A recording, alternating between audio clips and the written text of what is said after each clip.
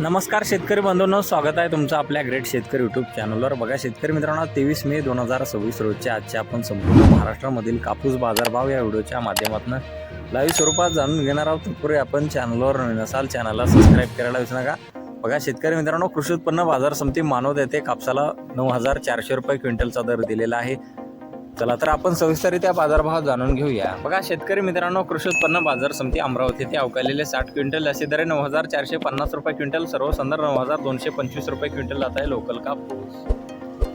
बघा पुढील बाजार समिती समुद्रपूर येथे अवकालेले 70 क्विंटल असे दर 9500 रुपये आणि सर्वसाधारण 8500 रुपये क्विंटल जात आहे लोकल कापूस।